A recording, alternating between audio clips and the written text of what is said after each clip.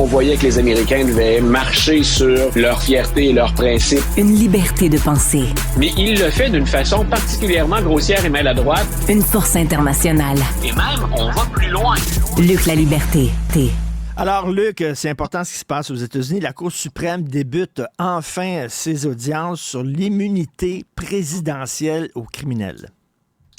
Écoute, le nombre de causes importantes dans la dernière année et dans les mois qui viennent, qui vont se retrouver devant la Cour suprême, si on parle de polarisation, si on parle d'affrontement, la Cour suprême joue gros ces jours-ci. Ces décisions-là vont avoir un impact, bien entendu, si on parle du procès qui débute aujourd'hui, là, ça va avoir un impact sur la présidence, mais en même temps sur la campagne électorale. Donc, Donald Trump, ses avocats ont dit, même en répondant à des questions assez extrêmes, est-ce que le président jouit d'une immunité totale aux criminels? Nous pensons que oui. Il y a peu de gens qui s'étaient risqués à défendre cette thèse-là, et là, non seulement on la défend, on demande à la Cour suprême de trancher, et elle a accepté.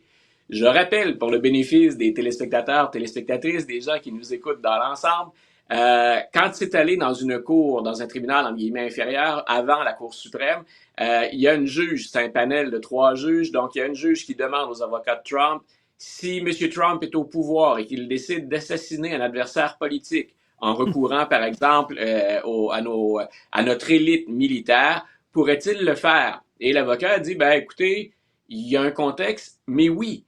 Donc, c'est le genre, quand on dit, on aborde la question de l'immunité présidentielle, il faut penser à tout ce que ça peut couvrir. Et j'ai hâte de voir, j'avoue sincèrement, pour suivre ces dossiers-là depuis très, très longtemps, ça fait 25-30 ans que je commente, analyse ou enseigne tout ça, je serais très étonné que le jugement de la Cour suprême, ce serait l'immunité est totale. Mais on a eu des surprises. Je ne pensais pas non plus que la Cour suprême balayerait Roe versus Wade, hein, qu'on annulerait le jugement qui décriminalisait l'avortement. Je pensais qu'on se contenterait de rester, qui déjà pour beaucoup était trop, pour d'autres pas suffisant. Mais on nous a étonnés. On est allé de l'avant avec quelque chose qu'on n'entrevoyait pas il y a quelques années à peine. Donc, cette cause-là, je le répète, elle est majeure, puis elle est majeure pour Trump. M. Trump est actuellement dans un procès criminel. Mais cette fois-là, c'est pour quelque chose qu'il a fait avant d'être élu. Donc, à New York, une des raisons pour lesquelles on est allé de l'avant, c'est qu'en tentant de se faire élire, on allègue qu'il a comploté pour contourner finalement la loi électorale et effectuer un paiement qui finalement contrevenait à la réglementation et aux lois. Donc, cette fois-là, je répète, ce qui se passe à New York, parce que M. Trump, en fait, ses avocats sont dans 2 tribunaux en même temps au moment où on se parle. À New York, c'est comme candidat, mais quand on parle du 6 janvier 2021, quand on parle de l'élection en Floride et d'un certain nombre d'autres causes, dans le cas de M. Trump, cette fois-là, il était bel et bien président. Donc, est-ce que pour les autres procès à venir, ils auront lieu? Si les juges disent l'immunité est totale, tout vient de tomber. Donc, sinon, ce qui est intéressant à observer, c'est quelles vont être les balises, quelles sont les technicalités de la Constitution et les balises qu'on va utiliser pour rendre un jugement. C'est ce qu'on peut appeler la doctrine Nixon. Richard Nixon, lorsqu'il s'est fait prendre la main dans le sac avec l'histoire du Watergate, dit lorsque le président fait quelque chose, ça devient comme par magie légal. C'est un peu ça qu'on dit, là. Et tu vois, c'est à peu près historiquement, là, il y a quelques cas limites, mais dans le cas de Nixon, c'était flagrant. Et ce qu'on a établi à l'époque et retesté depuis, mais qu'on a confirmé, c'est qu'au plan civil, le président jouit d'une immunité totale. Et la raison derrière ça, imaginons par exemple que M. Nixon n'ait pas payé une contravention, en slang, un ticket de parking. On va pas embêter le président dans l'exercice de ses fonctions pour des broutilles. Mais au criminel, c'est autre chose. Dans le cas qu'on a pris, c'était un cas de caricature et c'était voulu de la part de la juge qui posait la question. Mais peut-il littéralement commander un assassinat politique contre un citoyen américain et qui plus est un adversaire politique. Donc, au civil, rappelons-le, ce que tu appelles la doctrine Nixon, c'est établi. C'est-à-dire qu'il y a cette immunité au civil. S'il y en a une au criminel, quelles en sont les balises? Est-ce qu'on peut tout se permettre si on est président des États-Unis? C'est intéressant pour quelqu'un comme moi, Richard, parce que, tu vois, je suis en train d'expliquer en classe le moment où on met en place la démocratie dans le monde occidental et le moment où on procède à la séparation des pouvoirs. Donc, on quittait des monarchies pour mettre en place des républiques ou des monarchies parlementaires. Et une des choses les plus importantes, c'est la séparation des pouvoirs et d'éviter de reproduire d'éventuels, ce qu'on appelait à l'époque, tyrans ou monarques absolus. Un président américain qui serait immunisé complètement aux civils et aux criminels, il y a quelque part cette notion de séparation des pouvoirs qui entre en cause ou qu'on doit prendre en considération. Ça lui donne des moyens extrêmes.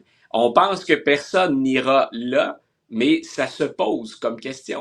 Donc, je trouve ça, sur le fond, je trouve ça fascinant. En même temps, dans notre couverture de l'élection 2024, ça risque d'influencer beaucoup de choses parce qu'il y a des procès qui vont aller de l'avant ou non, ou qui risquent d'être affectés même s'ils vont de l'avant. Tout ça, on va le vivre en direct, toi et moi. Écoute, si je faisais partie des gens qui ont pris d'assaut le Capitole, OK? Moi, je dirais, l'histoire est écrite par les gagnants parce que Washington a pris les armes contre un gouvernement tyrannique et il est un héros. Il est salué comme un héros par tout le monde. Alors, moi, je dirais, voici ce que j'ai fait. J'ai pris les armes contre un gouvernement que j'ai jugé, contre une institution que j'ai jugée tyrannique. Pourquoi ça marche pour Washington et pas pour moi? Ça pose une question philosophique intéressante, ça. Question philosophique, puis souvent argument qu'il faut replacer dans son contexte historique. Par exemple, une autre citation qu'on utilise souvent, et c'est un des présidents les plus influents et un des penseurs les plus influents aux États-Unis au moment de la naissance du pays, c'est Thomas Jefferson.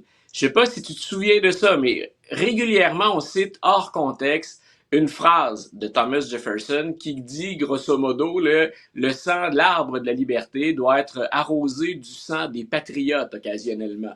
Alors, eux disent, on est rendu à ce moment-là. Il faut savoir qu'on tire ça d'un ouvrage qui est beaucoup plus vaste et que Jefferson n'imagine pas de déstabiliser la République. Là où on récupère Thomas Jefferson habilement, c'est quand on dit, on trouve que le gouvernement central prend trop de place dans nos vies, que c'est le gouvernement local ou celui de notre État qui est le mieux placé pour comprendre finalement nos besoins, là où on devrait s'investir et prendre des décisions.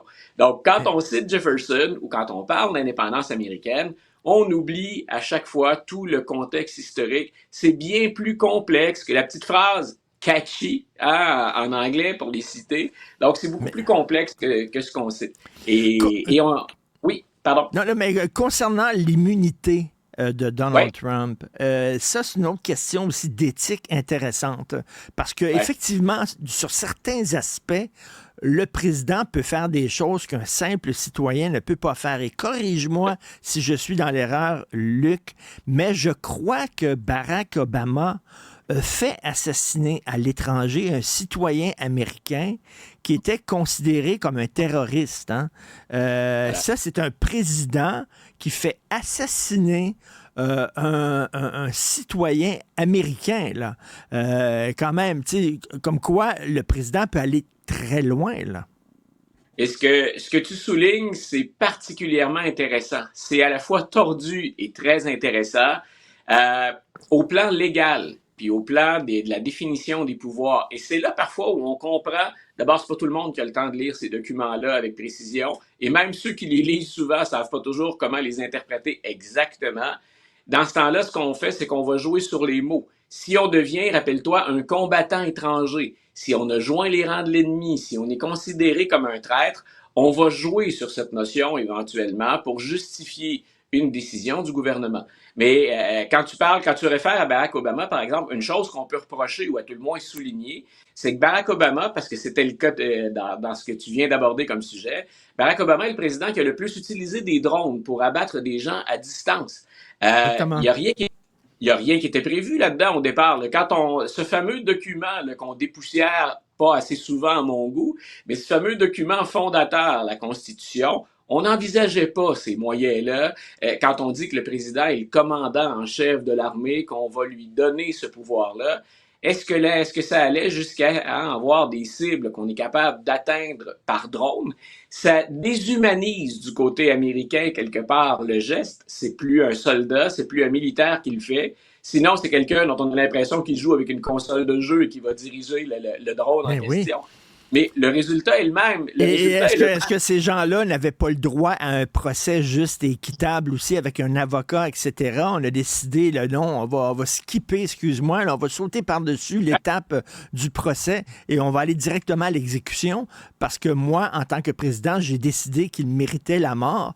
Des questions intéressantes. Tu te souviens, toi et moi, on était des fous de la série West Wing. À un moment donné, il y a un épisode qui était sur 2 épisodes, en fait, là, qui est extraordinaire. Martin Sheen, qui était le président des États-Unis, se posait la question, est-ce qu'on abat ce citoyen américain-là qui, selon moi, constitue une menace pour la sécurité de l'État? Et il ne savait pas, il était pogné dans toutes sortes de questionnements éthiques. Très intéressant, là.